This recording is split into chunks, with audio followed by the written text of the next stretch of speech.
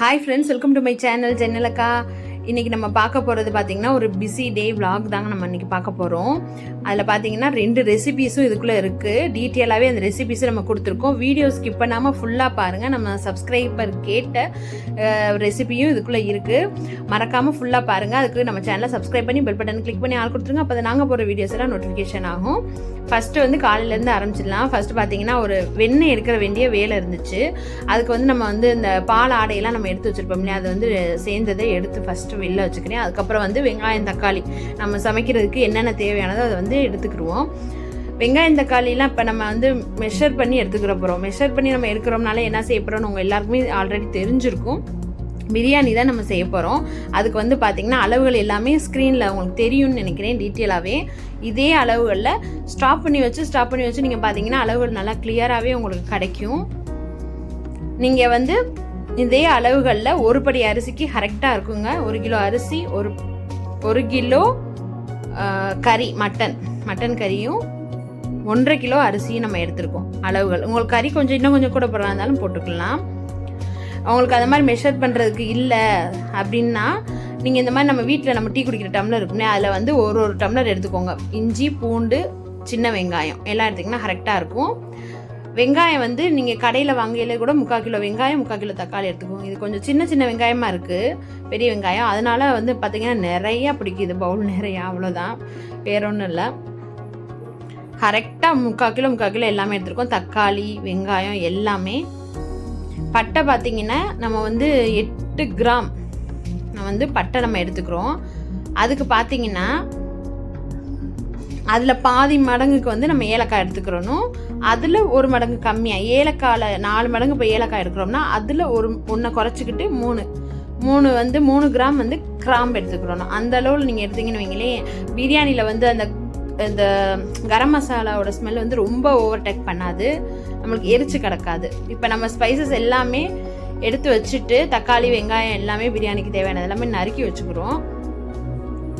நல்லா கழுவிட்டு நல்லா அரைச்சிக்கோங்க. நம்ம வந்து தக்காளி அரைச்சிதான் அதுக்கப்புறம் அதனால் 1-2 வெட்டி வச்சுருக்கோம். இப்போ பார்த்தீங்கன்னா இடையிலே வந்து பிரானு வந்து க்ளீன் பண்ணிக்கிறோம்.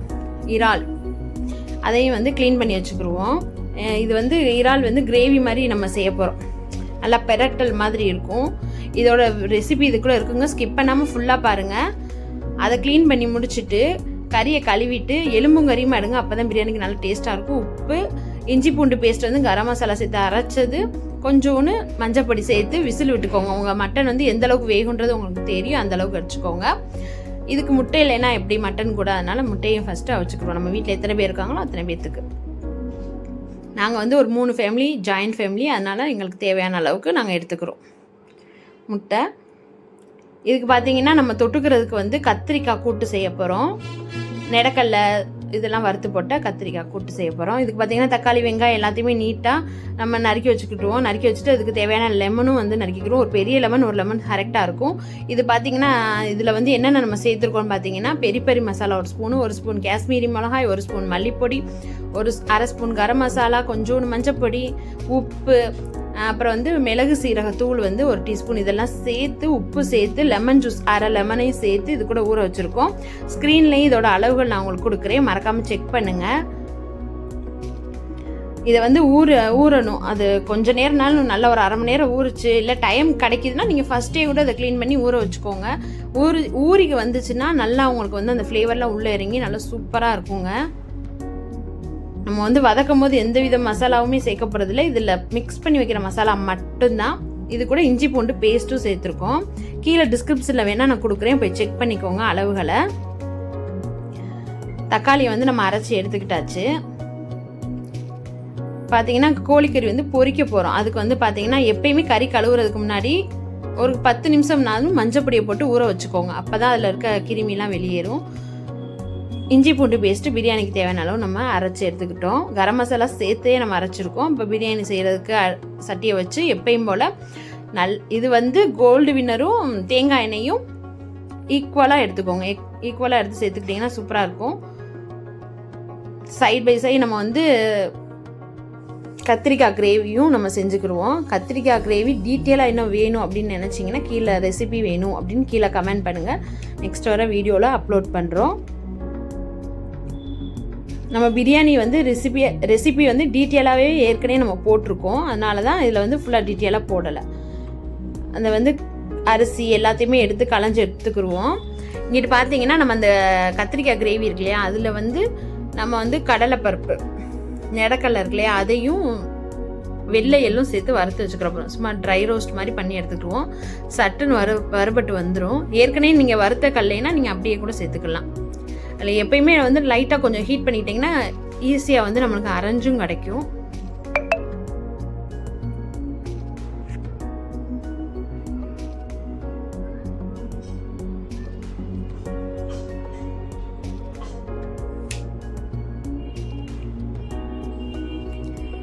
இது அளவுக்கு நல்லா வறுபட்டதும் எல்லையும் வறுத்துட்டு அதை ஒரு மிக்சி ஜாரில் சேர்த்து அரைச்சி எடுத்துக்கிற போகிறோம். கருகிடக்கூடாதுங்க, பார்த்து பக்கத்தில் இருந்து வறுத்து எடுத்துக்கோங்க. ஃபஸ்ட்டு வந்து பார்த்தீங்கன்னா குறைன்னு அரைச்சி எடுத்துட்டு அப்புறம் தண்ணி சேர்த்து பேஸ்ட்டு அரைச்சி எடுத்துக்கோங்க. ஃபஸ்ட்டு நீங்கள் தண்ணி சேர்த்துட்டிங்கன்னா உங்களுக்கு வந்து நல்லா வந்து அரைபடாது. அதனால தான் ஃபஸ்ட்டு குறைன்னு அரைச்சி எடுத்துட்டு அப்புறம் தண்ணி சேர்த்து நல்லா நைஸாக அரைச்சி எடுத்துக்கோங்க. இங்கிட்டு பார்த்தீங்கன்னா பிரியாணிக்கு ஒன்றுன்னா ரெடி பண்ணிகிட்டு இருக்கோம். வெங்காயம் தக்காளிலாம் வதங்கி வந்தது மட்டனையும் சேர்த்து நம்ம வதக்கிக்கிட்டு இருக்கோம். அப்படியே நம்ம கடைசியாக வந்து நம்ம அரைச்ச அந்த பேஸ்ட் இருக்கு இல்லையா, அதை வந்து கத்திரிக்காய் கிரேவியில் சேர்த்துட்டு லைட்டாக ஒரு கொதி வந்ததுமே அமர்த்திடலாங்க. ரொம்ப நேரம் கொதிக்கலாம் தேவையில்லை. லைட்டாக ஒரு கொதி வந்தாலே போதும். சேர்த்து நல்லா மிக்ஸ் பண்ணிவிட்டு ஒரு கொதி வந்து அடுப்பு ஆஃப் பண்ணி வச்சிடலாம். கத்திரிக்காய் கிரேவி ரெடி ஆகிடும். சூப்பரான காம்பினேஷனுங்க பிரியாணிக்கு.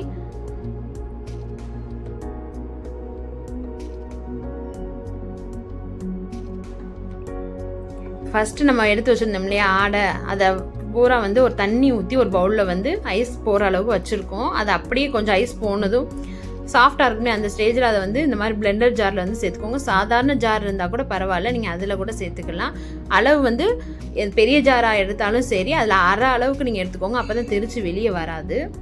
அந்த மாதிரி வந்து கொஞ்சம் நேரம் வந்து பல்ஸ்லேயே போட்டு அரைச்சிட்டு 1 2 3ன்னு கொஞ்சம் நேரம் ஒரு 5 நிமிஷம் அரைச்சி எடுத்துக்கிட்டே இருந்தாலே பார்த்தீங்கன்னா இந்த அளவுக்கு நல்லா வெண்ணெய் திரண்டு சூப்பராக வந்துடும். இதை அப்படியே நல்லா புழிஞ்சிட்டு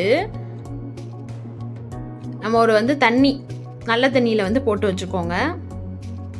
ஏன்னா இதில் வந்து இன்னும் கொஞ்சம் வந்து அதில் வந்து மோர் இருக்கும். அதோடு அப்படியே வச்சிங்கன்னா கெட்டு போயிடும். அதனால் ஒரு தடவை இதில் நல்லா கழுவிட்டு அப்புறம் நீங்கள் ஸ்டோர் பண்ணிக்கோங்க. இல்லை நெய் உருக்கிறா இருந்தாலும் உருக்கிக்கோங்க.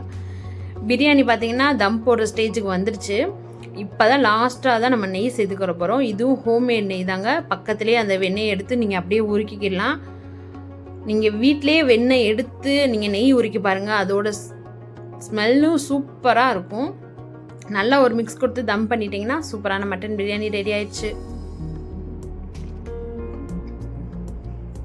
இப்போ பார்த்தீங்கன்னா நம்ம ஃப்ரெஷ்ஷாக எடுத்து வச்சுருந்த பட்டரை எடுத்து ஒரு கடாயில் சேர்த்துட்டு அந்த பட்டர் எல்லாம் நல்லா மெல்ட் ஆகி வந்ததும் அது கூட நம்ம ஏற்கனவே மிக்ஸ் பண்ணி வச்சுருந்தோம் இல்லையா இறால், அதை அப்படியே இது கூட சேர்த்துக்க போகிறோம். இதை அப்படியே சேர்த்து ஒரு நிமிஷம் நல்லா அந்த பட்டர் எல்லா பக்கத்தும் கோட்டாகிற மாதிரி நல்லா வந்து கிண்டி கிண்டி கிண்டி கிண்டி விட்டு எடுத்துக்கோங்க.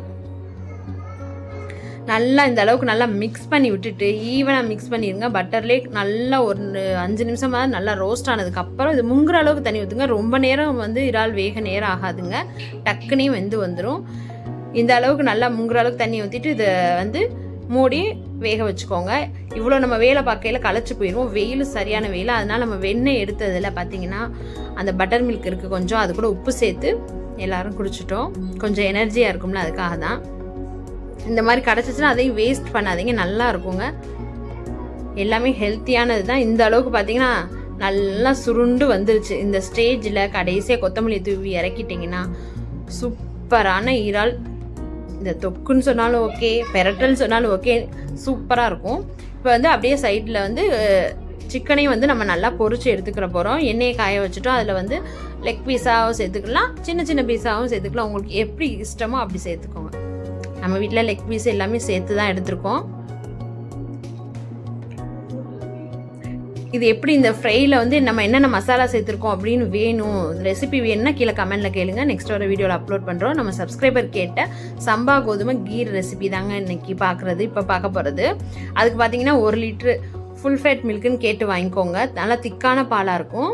அதில் வந்து அந்த பாலை சேர்த்துட்டு கொஞ்சோண்டு நீங்கள் தண்ணி சேர்த்துக்கோங்க. ரொம்ப தண்ணி சேர்க்கக்கூடாது, ஏன்னா அது வற்றி வர டைம் எடுக்கும்.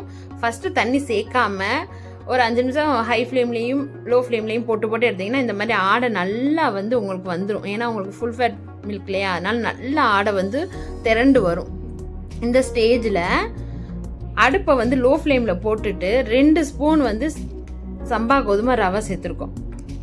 ரொம்ப சேர்க்கலைங்க, 2 ஸ்பூன். நம்ம வீட்டில் யூஸ் பண்ணுவோம் இல்லையா நார்மலான ஸ்பூன், அந்த ஸ்பூனில் வந்து 2 ஸ்பூன் தான் சேர்த்துருக்கோம். 1 லிட்டர் பாலுக்கு இந்த அளவு நீங்கள் சேர்த்திங்கன்னா தான் கரெக்டாக இருக்கும். நீங்கள் கொஞ்சம் கூட சேர்த்துட்டிங்கன்னு வைங்களேன் திக்காக வந்துடும். அப்போ பார்த்தீங்கன்னா பாயாசம் மாதிரி தான் இருக்கும். கீர் ரெசிபினா கொஞ்சம் லிக்விடியாக தான் இருக்கணும், ஆனால் அப்படி வாயில் வச்சிங்கன்னா திக்காக இருக்க மாதிரி ஃபீல் ஆகணும், அந்த மாதிரி இருக்கணும். ஒரு பிஞ்ச் வந்து குங்குமப்பூ சேர்த்துக்கிறோம். அது ஆப்ஷனல் தான், இருந்தால் சேர்த்துக்கோங்க, அப்படி இல்லைன்னா பரவாயில்ல. குங்குமப்பூ எப்பயுமே போட்ட உடனே கலர் வந்துச்சுன்னு வைங்களேன் அது வந்து நல்ல குங்குமப்பூ கிடையாது. போட்டு நல்லா அது கொதிச்சு அந்த பாயில் ஆகி வந்ததுக்கப்புறம் அதோட கலர் வந்து அப்படியே கொஞ்சம் கொஞ்சமாக வெளியே வரும். அந்த மாதிரி வந்துச்சுன்னா தான் அது நல்ல குங்குமப்பூ. குங்குமப்பூவில் வந்து பார்த்திங்கன்னா ஒரு நல்ல ஒரு எல்லோ கலரும் கிடைக்கும், நல்ல ஒரு டேஸ்ட்டும் இருக்கும். கண்டிப்பாக நீங்கள் ட்ரை பண்ணி பாருங்கள், இருந்தால் சேர்த்துக்கோங்க, இல்லைன்னா பரவாயில்ல. இதில் வந்து கண்டென்ஸ் மில்க் நீங்கள் வேணாலும் சேர்த்துக்கலாம். அப்படி இல்லை அப்படின்னா நீங்கள் நார்மலாக வந்து பாலை வத்த காய்ச்சறதுலேயே அந்த டேஸ்ட் வந்துருங்க. நீங்கள் கண்டென்ஸ் மில்க் வாங்கி தான் நீங்கள் கீர் செய்யணும்னு எந்த வித தேவையும் இல்லை. நார்மலாக நம்ம பாலை வந்து ஒரு 1/4 மணி நேரம் அதுக்காக நீங்கள் டைம் ஒதுக்கி லோ ஃப்ளேமில் போட்டு செஞ்சு பாருங்களேன், அதுலேயே ஈஸியாக செஞ்சிடலாம். ரவை நல்லா வெந்து வந்ததுக்கப்புறம் பாருங்கள், லோ ஃப்ளேம்லேயே போட்டு கிண்டி பார்த்தீங்கன்னா உங்களுக்கு ரவை வெந்த பக்குவம் தெரியும். அந்த மாதிரி ஸ்டேஜில் ஜீனி சேர்க்கணும். இப்போ நம்ம வந்து ஃப்ளேவருக்காக பட்டர் ஸ்காட்ச் ஃப்ளேவர் தான் நம்ம சேர்க்குறோம். இது வேணுன்னா சேர்த்துக்கோங்க. இதுக்கு பதிலாக உங்களுக்கு வந்து ஏலக்காய் போட விருப்பம் இருந்தால் ஏலக்காய் வந்து தட்டி சேர்த்துக்கோங்க. அப்படி இல்லைன்னா இந்த மாதிரி சேர்த்துக்கிட்டிங்கன்னா வெண்ணிலா எசன்ஸ், இந்த மாதிரி எசன்ஸ் சேர்க்கும் போது பார்த்தீங்கன்னா ஐஸ்கிரீம் மாதிரி இருக்கும். நம்ம எசன்ஸை சேர்த்துட்டு மிக்ஸ் பண்ணிவிட்டு 150 கிராம் ஜீனி சேர்த்துருக்கோம். நம்மளுக்கு இது வந்து கரெக்டாக இருந்துச்சு, ரொம்ப தித்திப்பாகவும் இல்லை இனிப்பு இல்லாமல் இல்லை, கரெக்டாக இருந்துச்சு. உங்களுக்கு இன்னும் கொஞ்சம் இனிப்பு பிடிக்கும் அப்படின்னா இன்னும் கொஞ்சம் ஒரு 50 கிராம் கூட நீங்கள் சேர்த்துக்கலாம். ரொம்ப திக்காக இருக்குது அப்படின்னா கொஞ்சம் தண்ணி சேர்த்துக்கோங்க. தண்ணி சேர்த்துட்டு மிக்ஸ் பண்ணி விட்டு கொஞ்சம் நேரம் அதுக்கு கொதிக்க விடணுங்க. கொதிக்க விட்டால் தான் இந்த ரெசிபி வந்து சூப்பராக வரும். அங்கிட்ட அந்த எல்லாமே சேர்த்துட்டு ஜீனி எல்லாம் கரைஞ்சி எல்லாம் சேர்ந்து வரும்போது அது உங்களுக்கு தெரியும், அந்த திக்னஸ் உங்களுக்கு நல்லா தெரியும். ஓகே அப்படின்ற மாதிரி ஃபீல் ஆகும். அந்த ஸ்டேஜில் உங்களுக்கு தேவையான அளவுக்கு நெய் சேர்த்துட்டு ஒரு கை முந்திரி ஒரு கை கிறிஸ்மஸ் சேர்த்துட்டு நல்லா வந்து அதையும் வந்து ரோஸ்ட் பண்ணிவிட்டு அது கூட சேர்த்துக்கோங்க. நல்லா பொன்னிறம் வரைக்கும் நல்லா வறுத்து எடுத்துக்கோங்க. இதை நல்லா மிக்ஸ் பண்ணிவிட்டு இது கூட சேர்த்துக்கலாம். நம்ம கீர் கூட சேர்த்துக்கலாம். கீர் கூட சேர்த்து நல்லா மிக்ஸ் பண்ணிக்கோங்க. இனி சூப்பரான கீர் ரெடி ஆயிடுச்சுங்க. தாளிச்சு கொட்டினதுமே அடுப்பை ஆஃப் பண்ணிடுங்க. அவ்வளோதான். ஆடைகளை மட்டும் சுற்றி இருக்கிறது எடுத்து விடுங்க. அப்போ தான் அதுக்கு டேஸ்ட்டே. கண்டிப்பாக உங்கள் வீட்டில் ட்ரை பண்ணி பார்த்துட்டு எப்படி வந்துச்சுன்னு எங்களோட கமெண்டில் ஷேர் பண்ணிக்கோங்க. இவ்வளோ நம்ம வேலை செய்யலை பார்த்தீங்கன்னா வீடு வந்து கொஞ்சம் இதாக தான் இருக்கும். அதனால் கூட்டிக்கிட்டு நீட்டாக தொடச்சி எடுத்தாச்சு. எனக்கு இதில் ஒரு டவுட் இருக்குது. புதுசாக வந்து நம்ம சேனல் வச்சுருக்கோம். அந்த மாதிரி இதில் பார்த்தீங்கன்னா காப்பிரைட் வர்றதுக்கான ரீசன் என்ன அப்படின்றது எனக்கு சரியாக தெரியலை. போட்ட 2 நிமிஷத்துக்குள்ளே கூட வந்துடுது காப்பிரைட்டு.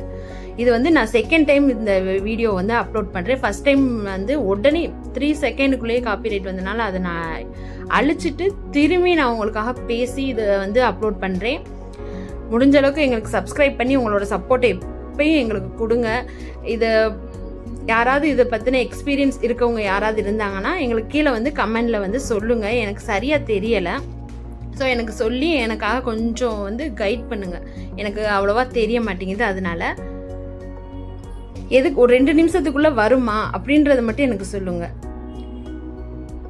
இதே மாதிரி நம்மளோட ரெசிபீஸ் எல்லாமே நீங்கள் ட்ரை பண்ணி பார்த்து எங்களோட கமெண்டில் கண்டிப்பாக ஷேர் பண்ணுங்கள். நீங்கள் ஒவ்வொரு தடவையும் நீங்கள் எங்களுக்கு கொடுக்குற சப்போர்ட் வந்து ரொம்ப எங்களுக்கு எனர்ஜியாக இருக்கும். இந்த வீடியோ உங்களுக்கு பிடிச்சிருந்தா லைக் பண்ணிக்கோங்க. உங்கள் ஃப்ரெண்ட்ஸ் அண்ட் ஃபேமிலி கூட ஷேர் பண்ணிக்கோங்க. நம்ம வீட்டில் வந்து சமைச்ச எல்லாத்தையும் உங்களுக்கு காட்டுறதுக்கான காரணம் இந்த ஒவ்வொரு ரெசிபியும் மெனக்கட்டு நாங்கள் செஞ்சு உங்களுக்காக தான் போடுறோம். கண்டிப்பாக நம்ம சேனலை சப்ஸ்கிரைப் பண்ணி வச்சுக்கோங்க. உங்களுக்கு சப்போர்ட்டை எப்பயுமே எங்களுக்கு கொடுங்க. திரும்ப சொல்கிறேன்னு கோச்சுக்காதீங்க. இந்த கீரையும் ப்ரான் ரெசிபியும் கண்டிப்பாக ட்ரை பண்ணி பாருங்கள். சூப்பராக இருக்கும்.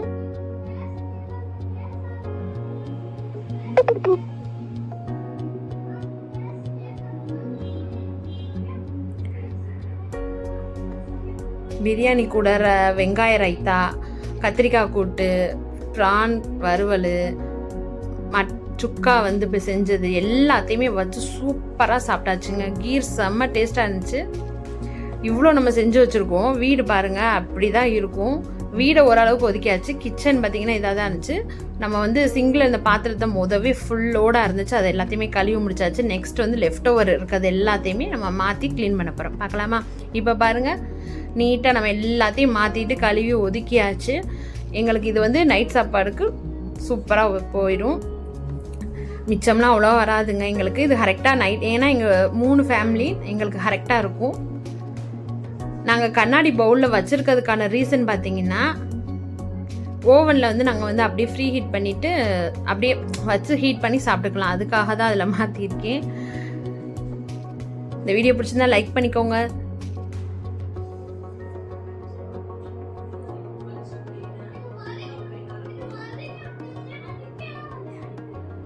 Thank you for watching.